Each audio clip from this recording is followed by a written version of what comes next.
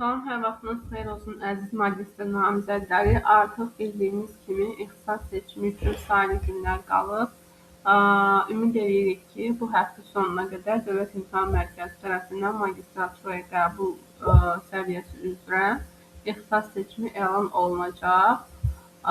Videomuza keçməyimizdən əvvəl hər birinizdən xahişimiz odur ki, hər bir videomuzun anında xəbərdar ola bilməyiniz üçün videolarımızdan daha çox abituriyentin, tələbənin yararlanması üçün zəhmət olmasa kanalımıza abunə olaraq videolarımızı bəyənərsiniz. Eləcə də ixtisas seçimi ilə bağlı, kodlaşdırma ilə bağlı, ixtisaslarla bağlı hər hansı suallarınız, təklifləriniz varsa, videonun aşağısına rəy bölməsində bildirə bilərsiniz.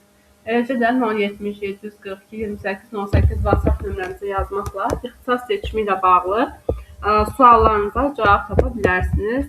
Əməkdaşlarımız tərəfindən maksimum səviyyədə sizin suallarınıza ətraflı şəkildə cavab veriləcək inşallah ki.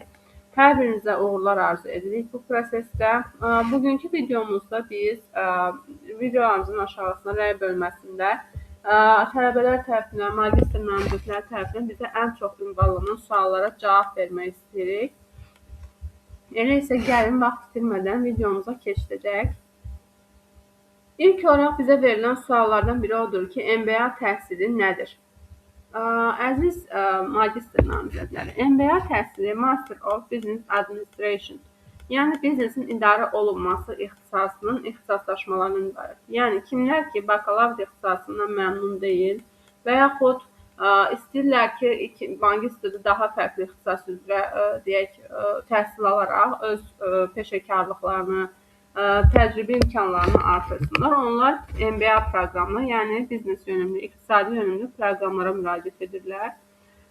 İlk olaraq qeyd edək ki, MBA üzrə keçid balı 45 baldır. Yəni, əgər sizin topladığınız bal, ümumi balınız 45 baldan aşağıdırsa, siz MBA üzrə ixtisasları seçə bilmirsiniz.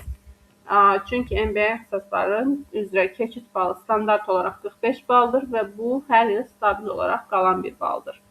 Yəni, indi deyəcəksiniz ki, müəllim, bəs 45 baldırsa, universitetlərdə də hər zaman 45 bal olur. Xeyr, 45 bal sadəcə keçid baldır. Sizin ixtisas seçimində buraxılmağınız üçün lazım olan bir baldır. Hansı ki, MBA-nı siz kodlaşdırmada yaza bilməniz üçün mütləq şəkildə 45 bal və üzəri toplamalısınız. Amma belə deyək, universitetlər üzrə təbii ki, ixtisasların balları dəyişir. Amma hər bir halda 45-dən yuxarı olacaq. Yəni. Və növbəti sualımıza gəlin baxaq. Növbəti sualda bizə bildirilib ki, magistr jurnallarında hansı məlumatlar qeyd olunur?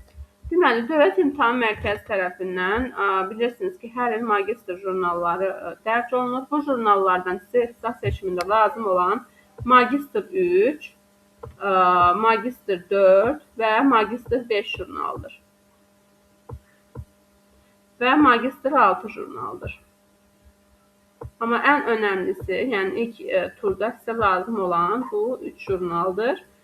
Magistr 6 jurnalı haqqında da məlumat verəcəm indi ətraflı şəkildə. Deməli, magistr 3 jurnalında sizin, belə deyək, ixtisas seçimi uyğunluğu jurnalı kimi düşünün. Məsələn, sizin bakalavr ixtisasınıza uyğun olaraq magistrda hansı ixtisaslar üzrə təhsil ala bilərsiniz və ümumiyyətlə sizin ixtisasınıza uyğun gələn magistr ixtisaslarının keçid balı neçədir?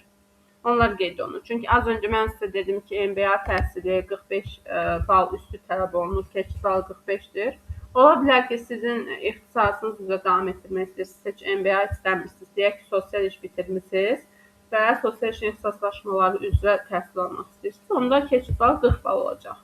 Və yaxud deyək, yer quruluşu, torpaq kadastrı və yaxud deyək, musiqi sahəsi, idman sahəsini bitiribsinizsə bakalavrda və magistrda bu sahədə davam edəcəksinizsə, bu zaman keçid balı 30 bal olacaq.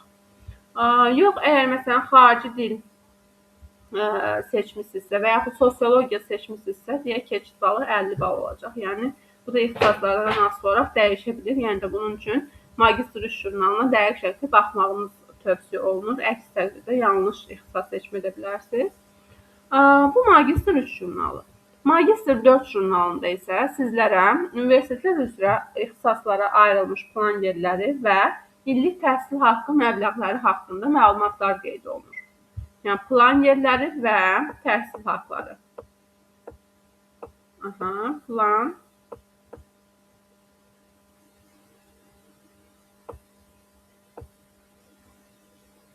yeri və bir də nə? Təhsil haqqları. Yəni AZN-lə qeyd olunur ki, hansı ixtisasın illiyi nə qədərdir. Magistr 5 jurnalı isə sizə mütləq şəkildə lazım olan jurnallardandır. Niyə? Çünki magistr 5 jurnalında universitetlər üzrə ixtisasların keçid balları qeyd olunur. Aydındır necə? Universitetlərdə keçid balı.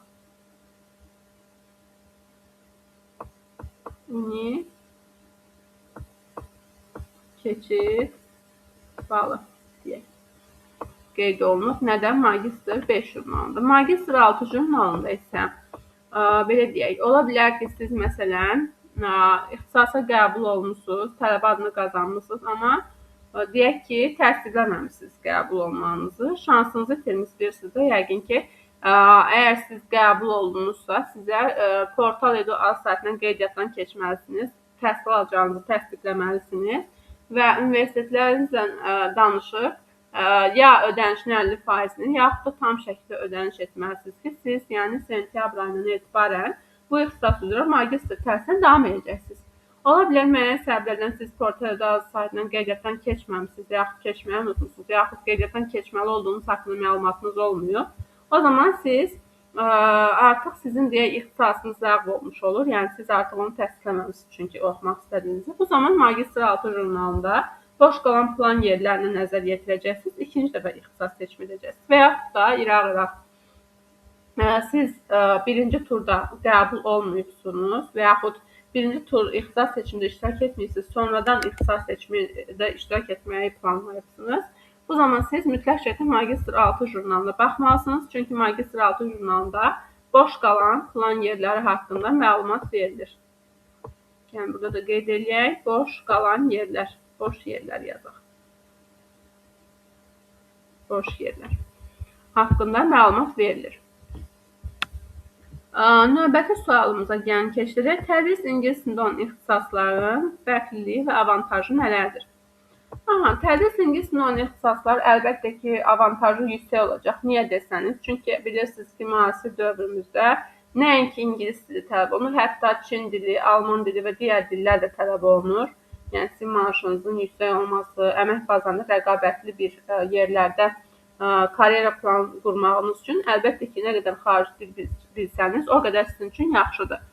Və tədris ingilis dilində olan ixtisaslarda oxuduqda siz həm ingilis dilini yaxşı mənimsəmiş olacaqsınız, həmçinin də ola bilər ki, doktoranturanı və yaxud ikinci magistr təhsilinizi xaricdə almaq istəyəsiniz. Bu zaman, əgər siz tədris ingilis dilində olan ixtisasda oxuyubsunuzsa, yəni diplomunuzda tədris ingilis dilində yazılıbsa, sizdən Avropanın və yaxud Amerikanın, Kanadanın və digər Çinin və s. kimi digər ölkələrin universitetləri tərəfindən IELTS, TOEFL və yaxud digər sertifikatlar tələb olunmaya bilər. Çünki siz artıq tədris ingilis dilində bir ixtisas oxuyubsunuz, bitiribsiniz və sizin ingilis dili ilə bağlı müəyyən bir potensial bazanız var. Yəni bu baxımdan avantajı var. Yəni birinci avantajı əlbəttə ki, əmək bazarında yüksək əmək haqqı qazana bilməkdir. İkinci avantajı isə xaricdə təhsil zamanı imtahanlardan IELTS, TOEFL və yaxud TESDAF imtahanı və yaxud Duolingo və s. kimi dil sertifikatı tələb edən imtahanlardan azad olmağınız deməkdir. Daha sonraki suala keçirik. İxtisas seçimi zamanı nələrə diqqət etməliyik? Deməli, ixtisas seçimi zamanı əslində bir neçə məqama diqqət etməyiniz zəruridir. Niyə? Çünki ixtisas seçimi sizin karyeranızın təməlidir. Uğurlu karyeranın təməlində düzgün ixtisas seçimi dayanır. Yəni, ixtisas seçimi sadəcə balınıza baxıb, random şəkildə buna düşərəm, buna düşmərəm, dövlət olsun, özəl olsun, fərqi olmur və yaxud bu ixtisas olsun, o ixtisas olsun, mənim üçün fərqi olmur kimi bir proses deyil. İxtisas seçimi əslində düzgün planlanmalı olan, sizin karyeranız üçün, belə deyək, obyektiv planlamadır deyək. Yəni, ona görə ixtisas seçiminə xahiş edir ki, hara düşürük, bir ixtisasa düşə, bir tələbə adı qazanaq kimi yox. Həqiqətən də sizin karyeranız, gələcək imkanlarınız üçün önəmli olan bir proses kimi yanaşın. Çünki əks təqdirdə əmək bazarına uyğun olmayan və yaxud marağınız olmayan və yaxud rəqabətə davamlı olmayan bir ixtisası bitirəcəksiniz və məcburi şəkildə ikinci, üçüncü dəfədə təhsil almaq məcburiyyətində olacaqsınız. Çünki tələb o olacaq. Bazar mühitinin, iqtisadiyyatının tələbi o olacaq. İkinci vacib məqam odur ki, ixtisas seçimi zamanı siz mütləq şəkildə kodlaşmaya diqqət etməlisiniz. Niyə? Çünki siz bilirsiniz ki, ixtisas seçimi zamanı magistr jurnallarında, istər abituriyent jurnallarında elə ixtisaslar olur ki, bir ixtisasın eyni ixtisasdır. Ancaq iki fərqli kodla verilir. Siz o kodlara diqqət etməlisiniz. Niyə? Çünki bir kodda, məsələn, deyək ki, sosioloji ixtisasını götürək. Bir kodda deyək, sosioloji ixtisasının kodu fərqlidir, universitet üzrə balı fərqlidir. Digər, yəni sosioloji ixtisası bu dəfə ikinci dəfə fərqli bir kodla verilir. Yenə həmin universitetdir. Sadəcə bu dəfə keçid balı aşağıdır və yaxud yuxarıdır. Əgər siz ona diqqət etməsəniz o koda, məsələn, deyək ki, sizin balınız deyək 40 üstüdür, amma siz 50 üstü olan bir ixtisas seçmişsiniz və sosiolojində həm 40 üstü, həm 50 üstü olan iki fərqli kodla eyni universitetdə deyək, belə deyək, ixtisas seçimi üçün verilib, yer ayrılıb. İki fərqli kod altında yer ayrılıb. Və siz də 40 plus toparladığınız təqdirdə 50 plusluğu seçirsiniz. Yəni, bu da bilirsiniz də, yəni 20 sizə ixtisas seçimi üçün 20 yer verilir. Yəni, ixtisas seçimində kodlaşdırmanız üçün 20 ixtisas kodlaşdırma icazəniz var. Yəni, elə yanlış yazanda o yerin birini doldurmuş olursunuz bilmədən. Yəni, ona görə bu kodlara diqqət etməlisiniz, ən önəmlisi. Daha sonra ixtisas seçimi zamanı çalışın ki, balınıza uyğun olan ixtisasları seçəsiniz. Yəni, nə balınızdan vav dərəcədə yuxarı bir ixtisas seçmeyin, nə də balınızdan çox-çox aşağı bir ixtisas seçmeyin. Çünki aşağı bir ballı ixtisasları seçsəniz, yəni balınızdan çox-çox aşağı, 10 bal falan, 15 bal aşağı yer seçsəniz, sizdən aşağı bal toplayan, belə deyək, namizədlərinizin önünü kəsmiş olursunuz. Balınızdan yuxarı ixtisasları seçsəniz, qəbul şansınızı azaldırsınız. Yəni, bu zaman disbalans pozulur. Ona görə çalışın ki, ixtisas seçiminizi peşəkarlara etibar edəsiniz ki, uğurlu bir nəticə əldə etmiş olasınız. Daha sonra ixtisas seçimi zamanı bilirsiniz ki, siz məsələn, ixtisas seçimi bitdi, qəbul oldunuz, portal edual saytında az öncə də qeyd etdiyim kimi qeydiyyatdan keçməlisiniz. Bəzi tələbələr olur, onu unudur. Ona görə də qəbul olmuş sayılmır, yəni. Çünki qəbul olmasını təsdiqləməmiş sayılır. Bundan başqa nə deyə bilərəm? İxtisas seçimi haqqında. Yəni, ən önəmli bizim sizə bildirəcəyimiz odur ki, ixtisas seçimi seçərkən sadəcə balınıza uyğun olmağına yox, həmçinin sizin bakalavr ixtisasınıza uyğunluğunu, siz bu ixtisası nə dərəcədə yiyələnmək istəyirsiniz, həmin seçəcəyiniz ixtisasın bazar iqtisadiyyatında, bazar rəqabəti dövründə rəqabət davamlılığı varmı, ən önəmlisi sizin maraqlarınıza uyğundurmu, o nüanslarda diqqət etməyiniz xahiş olunur və ixtisas seçimi etdikdən sonra orada təsdiq et butonu var. Əgər təsdiq etməmişsinizsə ixtisas seçimi müddətində çalışın ki, yadınıza salın ki, təsdiq etməmişsiniz və ixtisas seçimi bitmədən onu təsdiq edin. Əks təqdirdə sizin ixtisas seçiminiz və kodlaşdırmanız, belə deyək, təsdiq olmamış olacaq və siz düşünəcəksiniz ki, ixtisas seçimini etdim, təsdiq etə basmadım, amma yəni düşünəcəksiniz, ixtisas seçimi etmişsiniz, amma belə deyək də, yəni yaddaşa saxlanılmadığı üçün, təsdiq olmadığı üçün sıfırlana bilər və siz qəbul olmaya bilərsiniz. Yəni, bu kimi incə məqamlar var. Ona görə biz sizlərə məsləhət görərik ki, çalışın ki, işinizi peşəkarlara etibar edəsiniz. Onu da qeyd edək ki, Optimal Tədris Mərkəzinin mütəxəssis müəllimləri tərəfindən ixtisas seçimi prosesi sizin topladığınız balınıza, maraqlarınıza, eləcə də ixtisasların rəqabətliliyinə görə düzgün ixtisas seçimi analizi ilə ixtisas seçimi prosesi aparılır. İxtisas seçimi prosesimiz tamamilə onlayn qaydada həyata keçirilir. İxtisas seçiminin onlayn keçirməkdə başlı məqsədimiz əvvəlki videolarımızda da bildirdiyimiz kimi ixtisas seçimi üçün bütün tələbələr, namizədlər üçün əlçatan tanınlığını təmin etməkdir. Niyə? Çünki məsələn regionlarda yaşayan deyək tələbələr var, magistr namizədlər var. Onların yaşadığı yerdə ixtisas seçimi etməyən deyək müəllimlər ola bilər və yaxud ixtisas seçimi üçün müraciət edə bilməyəcəklər kurslar ola bilər. Yəni, o baxımdan onların da əlçatan tanınlığını təmin etmək üçün onlayn qaydada mütəxəssis müəllimlərimiz tərəfindən ixtisas seçimi prosesi icra olunur.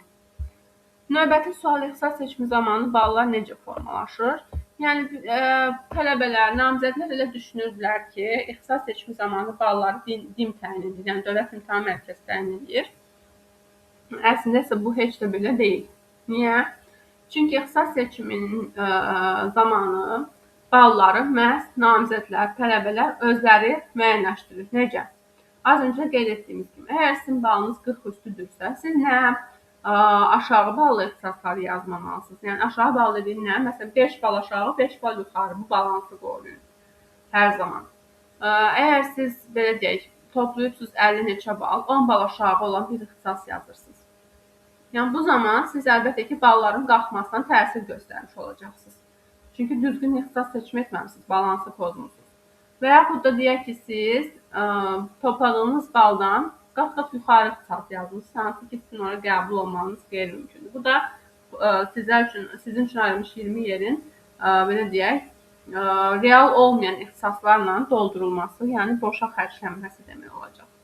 Yəni ona görə ixtisas seçimi zamanı əlbəttə ki, ballar düzgün ixtisas seçimi ilə formalaşır və yaxud yanlış ixtisas seçimi ilə formalaşır. Məsələn, keçən il abituriyentlərin başlarına gələn ən böyük hadisələrdən biri oydu ki, onlar peşəkar olmayan müəllimlərə deyək, müraciət etmişlər və yaxud mərkəzlərə müraciət etmişlər. O mərkəzlər də müraciət çoxluğu səbəbindən 10-15 dəqiqə, 20 dəqiqə və yaxud 40 dəqiqə necə gəldi, hara düşər adı ilə balı yuxarı olan abituriyentlər üçün də 150 ballı ixtisaslar seçibdir.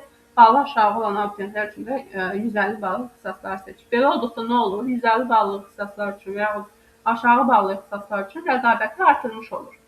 Belə olduğu təqdirdə 150 bal, 200 bal, yəni aşağı ballı ixtisasların balı qalxmış olur yuxarı. Niyə? Çünki çox abituriyent həmin kursu, həmin mərkəzi seçib. O mərkəzdə nə edir? Hamıya deyək ki, aşağı yuxarı bal toplamaqdan asılı olmayaraq, hamıya aşağı ballı və yaxud eyni ixtisasları yazır. O ixtisaslarda rəqabəti artırıb. Ona görə də ixtisas seçiminin nəticələrinə əsasən ballarda qalxma halları müşahidə olunub. Aşağı bal toplayan abituriyentlər aşağı da deyildi. 400, 350, 400 neçəsə civarı toplayan abituriyentlər ixtisas seçiminə kənarda qalıb, qəbul ola bilməyib. Yüksək bal toplayanlar isə aşağı ballı ixtisaslara qəbul olub, aşağı ballı ixtisasların balları da qalxıb. Yəni bu əlbəttə ki, çox belə deyək, xoşa gəlməz bir haldır. Ona görə də çalışın ki, ixtisas seçiminizi peşəkar müəllimlərə etibar edəsiniz. Optimal Tədris Mərkəzi tərəfindən ixtisas seçimi üçün artıq qeydiyyat başlayıb. Qeydiyyat üçün 077 142 28 18 WhatsApp nömrəmizə yazmaqla öncədən bakalavr balınızı və belə deyək, topladığınız balı qeyd etməklə qeydiyyatdan keçməyə tələsin. Çünki ixtisas seçimi Dövlət İmtahan Mərkəzlərinin elan olunduqda biz vaxt itirmədən tələbələr üçün ixtisas seçimi kodlaşdırma siyahısını göndəririk. Onlar baxış keçirirlər ixtisaslara. Hansı ixtisasları çıxarmaq istəyirlər, hansılarda yer dəyişik etmək istəyirlər, mütəxəssis müəllimlərimizə bildirirlər. Müəllim də onların müraciətlərinə, yəni tələbənin rəyinə uyğun olaraq baxış keçirir. Əgər uyğundursa, o tələbə üçün uğurlu olacaqsa, təsdiqləməsi üçün rəy verir. Yəni amma belə deyək, gec müraciət olduqda əlbəttə ki, vaxt daralmış olur. Belə deyək. Yəni nə qədər tez müraciət etsəniz, o qədər yaxşı olur. Sizin üçün də, müəllim üçün də. Yəni həm vaxt genişliyi olur, daha rahat araşdırmalar etmək olur, siz də daha rahat baxa bilirsiniz.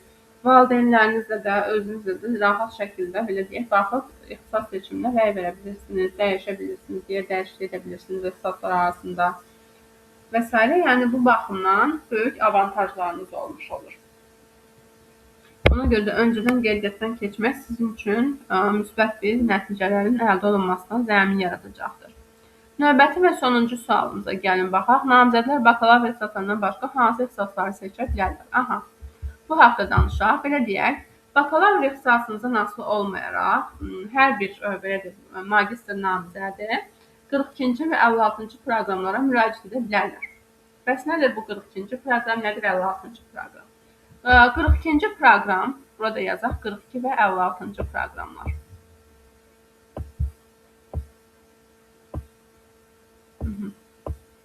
42-ci proqram sosial işin ixtisaslaşmalarıdır. Yəni hansılar? Sosial işin ixtisaslaşmaları çoxdur, ancaq bütün bakalavrlar üçün, yəni ixtisas sosial iş olmayanlar üçün belə İki ixtisaslaşmanı seçmə şansı var. Bunlardan biri əhalinin həyat şəraitinin yaxşılaşdırılmasıdır və digəri isə gənclərlə işdir. Bu iki sosial ixtisaslaşmasını seçə bilərsiniz. Keçid balı 40-dır və 42-ci proqrama aiddir. Eyni zamanda siz sosiologiya və fəlsəfə ilə bağlı ixtisaslar seçə bilərsiniz, ancaq onlarda isə keçid balı artıq 50 olacaq. Burada 40 yazılacaq. Aha. Sosiologiya və fəlsəfənin də 42-ci proqrama aiddir, onlarda isə keçid balı 50-dir. 56-cı proqramı seçməyiniz üçün isə az öncə də qeyd etdiyim kimi sizdə minimum keçid balını toplamalısınız. Yəni 45 bal üzəri toplamısınızsa əgər bütün bakalavrlar 56-cı proqramı, yəni MBA proqramını, yəni Master of Business Administration, MBA, yəni biznes yönümlü ixtisaslar seçə bilərsiniz. Hansı ixtisaslar var burada desəniz, məsələn var marketing, menecment, maliyyə, ancaq biznesin MBA nəslində olanlar.